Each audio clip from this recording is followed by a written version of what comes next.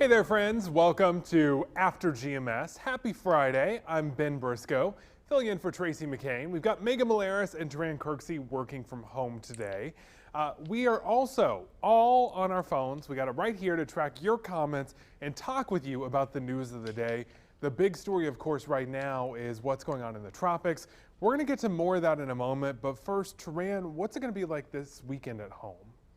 Well, closer to home, we're going to continue to see more of the same out there. We're talking about heat, humidity, and the chance of a few pop-up showers and storms from time to time. I'm going to keep the rain chance at around 40% today, tonight, on through the weekend. High temperatures in the 90s. And then as we go into early next week, we'll have to keep a very close eye on the tropics to see how that could potentially impact our weather. We'll talk a little bit more about that in just a few minutes. In the meantime, let's quick look at your forecast. Okay, we want to jump right in and talk about the weather. We know the hurricane is on the top of most people's minds.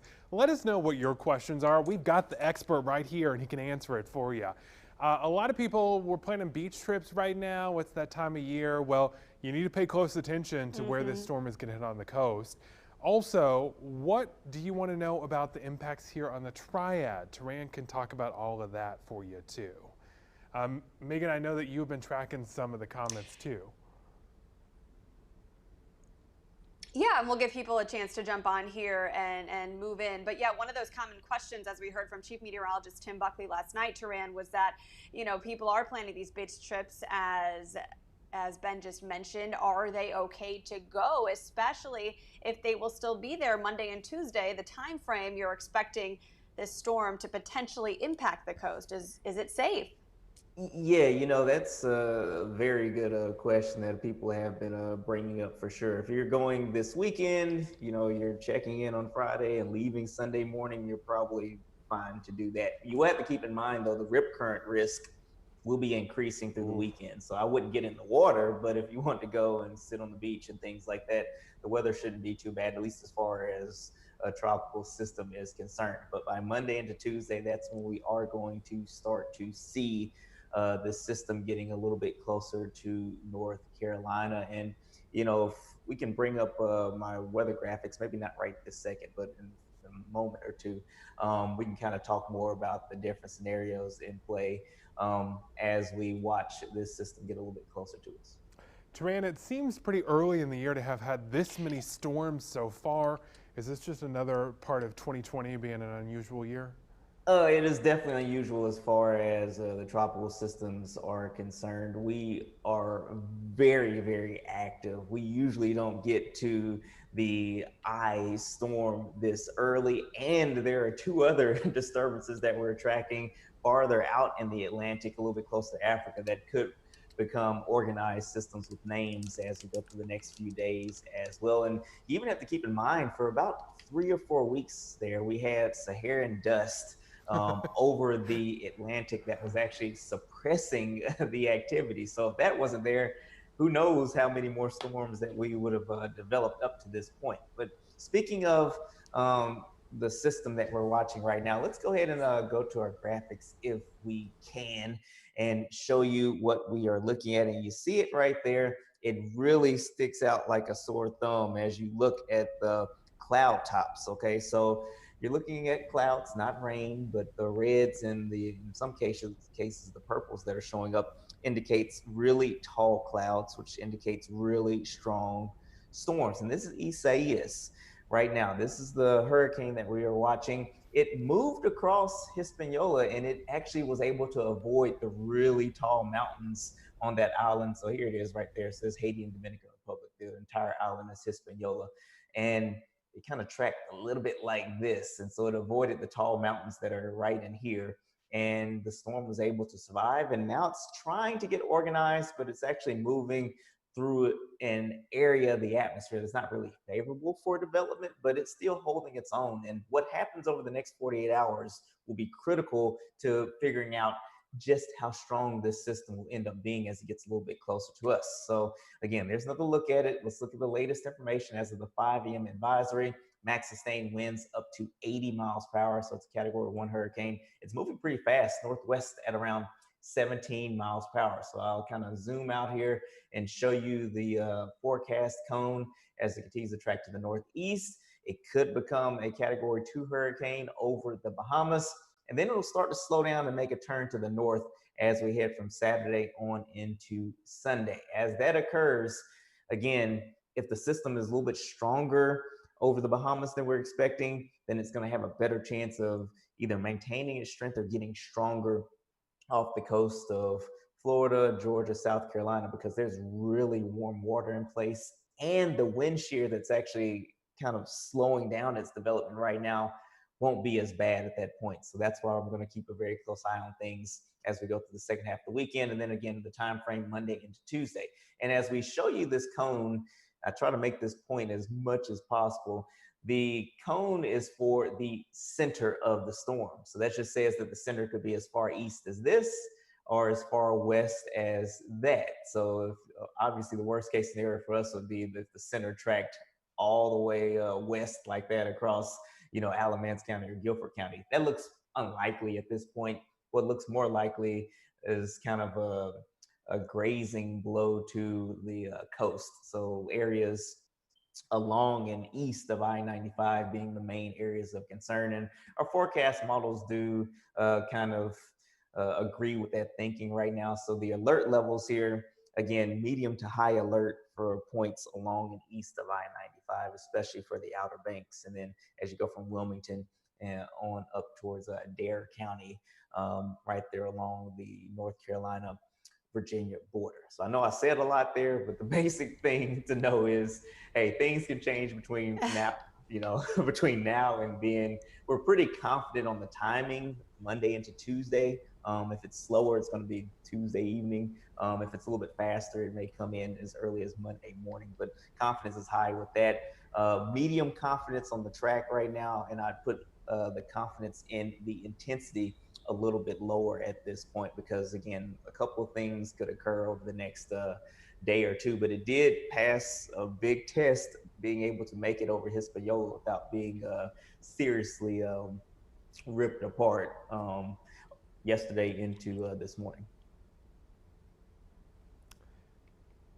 Yeah, in Terran, we do have a couple questions coming in here. It seems like sometimes these storms have the impact depending on which beach you're going to. So Andrea is going to Holden Beach, which is a little farther north than, say, North Myrtle or Oak Grove Beach, I believe, where Crystal is going. And so Oak Island, I should say, Oak Island, North Myrtle versus Holden Beach. Is there a difference in the kind of impact that those two beaches could get based on how this is tracking now? I would say that pretty much any beach is not going to be a good place to be if the storm tracks as close to shore or just inland as it may as we go from Monday on into Tuesday. Obviously, depending on exactly which way the wind is blowing, how the storm is moving, will depend on storm surge and things like that. So if you have winds that are more so due south, if you have a southward facing beach, then you're going to see more water maybe moving in that spot than maybe an east facing beach. But if you have the winds coming around more easterly, then obviously the east facing beaches may see more issues. So, if it were me and my family, I would probably just try to avoid being near the coast Monday into Tuesday if things play out the way that they look right now. Obviously, we'll have a better idea of the track, a better idea of the intensity as we go through the weekend. We'll be able to narrow things down a little bit more, but that's the way it looks right now. So Terran, I also want to know about the Triad here. On your map, you had marked as low concern. Jennifer asked, are we going to have power outages, damages, that kind of stuff? Well, I mean, anytime you have even a breeze, you could have a power outage if, you have a tree that is already, kind of sick or anything like that. I don't think that, again, the way the scenario looks right now, I don't think that the winds or the rain are going to be all that bad. Now, let me show you, if we go back to Max 2 here, kind of the scenarios that we've been talking about as this graphic loads up here.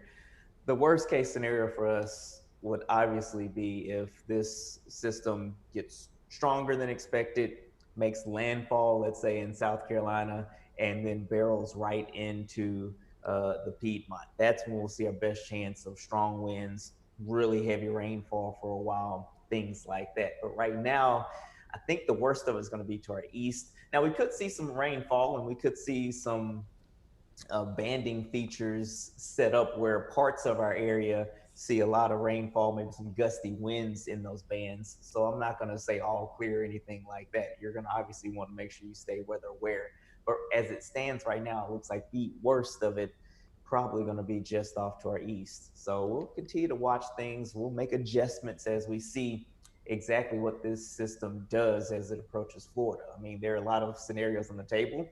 Does it get real strong real fast as it approaches Florida? Does the storm get bigger? Does it expand in size? That could change things as well. So, hurricane forecasting is, only second to forecasting snow as far as the difficulty, because obviously you don't have as many, as you call it, weather measuring stations. So probably the simplest way to explain it, over the ocean as you do over land. So you're not launching as many weather balloons, the ocean, things like that. That's why it's so critical that the hurricane hunters, the U.S. Air Force Reserve service members fly into these systems to give us a little bit more information. So final question here before we move on to the headlines of the day. When are we actually going to know the track and if we're in real jeopardy here? Well, we have a pretty good idea of the options now, but obviously the farther out in time you go, the wider the cone is going to be. So the closer you get to Monday, the better the idea of what the eventual track is going to be. But I will say this, I mean, if you go back and look at the National Hurricane Center's track record over the past several years, for the most part, the center of circulation has stayed within the cone almost the entire way. Now, sometimes it's maybe a little bit to the left or a little bit to the right of center, of course, but I have, like I said, high confidence that the track is going to move somewhere either just inland in North Carolina or maybe just offshore. At least that's the way it looks right now. Some things would have to really occur differently than we're expecting over the next 48 hours to really change that. Well, thanks for keeping us updated. Megan, I hear that you are on top of some news in the Triad today. Yeah, we know we still have questions coming in about weather, so Terran is going to jump on and answer those by typing them out on our feed. Right now, let's get to some headlines, though, and we're on top of several big stories, including one happening tonight. Governor Roy Cooper's new ban on alcohol sales after 11 p.m. goes into effect tonight. The ban put in place to help slow the spread of COVID-19 because the governor argued people were using restaurant bars as a way around the restrictions on bars during COVID-19 and failing to social distance. So a violation now could mean a Class 2 misdemeanor and a fine from the ABC. The order does not apply to grocery or convenience stores. You can expect an update from Governor Roy Cooper and his COVID-19 task force this afternoon. There's a briefing scheduled for 1 o'clock. You can tune into WFMY News 2 and our website, WFMYnews2.com, as well as our app and our Facebook pages for the latest on that. And utility companies are delaying disconnections for another month as people struggle to pay their bills right now. State regulators ordered the extension on the same date the provision was set to end. The new date is September 1st. These delays have cost companies quite a bit of money. By the end of June, unpaid utility bills totaled $258 million. So North Carolina's Safer at Home Phase 2 order is set to expire 1 week from today. That said, the governor and the governor already extended that order twice. Yeah, go ahead, Megan.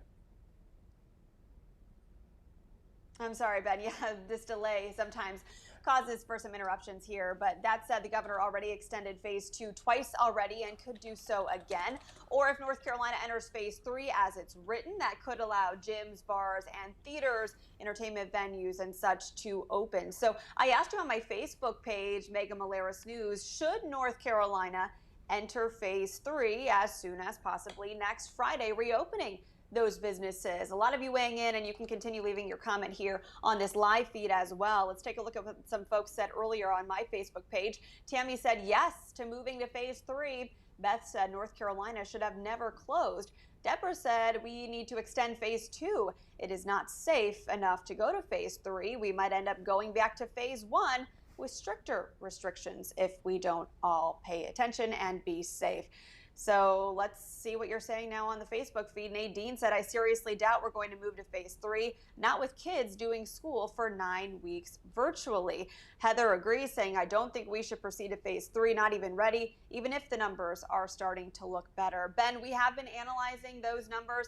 They've shown kind of a mixed reaction as far as trends go. We've seen the percent positive stay between 7 and 8%. That means the percentage of tests that are coming back positive, that's above the 5% the state wants to see, but it's below the 10% that seems to be the national average. So there is some good news there. Hospitalizations, though, hit 2 days in a row of record highs before decreasing a bit yesterday. So we're still seeing this fluctuation. And the jury seems to be out on whether folks want to or not stay in phase 2.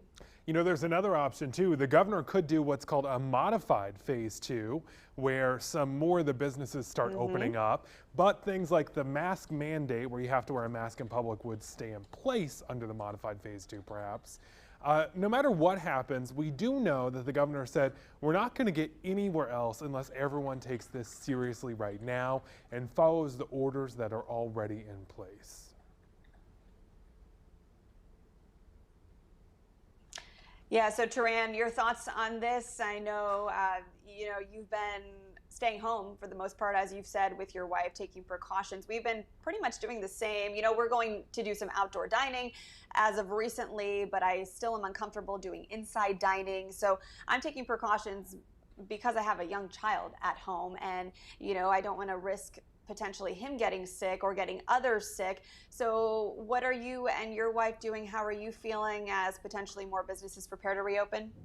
We're just going to try to just, kind of take it day by day as we can. I will say this, just kind of just from the outside looking in at the decision making that they have made. We haven't really seen anything that was surprising based off of what they said that their thresholds are for moving to different phases as far as the cases and things like that. So we'll see what happens. But like I said, my wife and I just try to do the best that we can to, make sure we're practicing all the precautions that we need to again, get past this sooner rather than later is what we're all hoping for, I'm sure. Absolutely we are. For me, it's really tough because you want to go out and you want to support those businesses that are open now because you want them to stick around. So I've been trying to give some reassurance to myself and say, if the governor says it's okay to go shopping at a store right now wearing a mask, then I'm going to believe it's okay and go out and try to take care of myself, just social distance where we can and respect others and wear that mask too. Yep, that's exactly the way we're looking at it as well. Some great conversations coming in. Well, right now we want to Absolutely, yeah. I wouldn't be surprised, and I'm sorry, Ben, go ahead. Oh, I was just going to say, the big talker right now, though, is the weather again and what it's going to be like for the weekend. So we do want to get to Terran to see what it's like here in the Triad this weekend. And is it one of those where we got to stay indoors? No, just typical summertime. We'll have heat, humidity, and things like that. Let me change the graphic for you. We're talking about those different scenarios here. Let me go back to the 7-day for you. All right, so temperatures in the 90s for highs, rain chance right around 40%. You know the deal this time of the year. Through the weekend, by Monday, we'll just have to keep an eye on the tropical system and see how close the center gets to us. The closer it is to us, the higher rain chance. So if it stays offshore, we might not see much rain at all. We'll let you know how things are shaking out as we go through the weekend. We'll continue to get more clarity on the situation as it is. Well, thanks so much for watching After GMS. Now take a look at some of the best highlights throughout the week. Highs are back into the 90s today and tomorrow, but later this week we're going to trim a few degrees off of this hot weather. Yay! I don't really think you mean yay. Yay! You are excited, aren't you, Ed Matthews? Even if it's just a few degrees off the temperatures, it'll feel different, so that's great. Of course, we're tracking Tropical Storm Isaias, or I knew I would stumble all over that. Do you remember the last time you went to the movie theater, Meg? Was it with me? Yes, that was the second to last time I've seen a movie was when we saw Mary Queen of Scots. I think it was almost like a couple years ago now. You and I went. It was a really fun, cool lunch outing. Let me introduce you to everyone. Megan Malaris and Stacey Spivey are our bookends today. They're both working from home. Ed Matthews is in the middle, right where he belongs, in the center spotlight. Oh my goodness. Well, you know I'm buttering you up again because I want some cooler temperatures in I here. knew it. I knew it. I knew that was your game plan. What a strategy. Thank you. It's not going to happen. But, well, a little bit.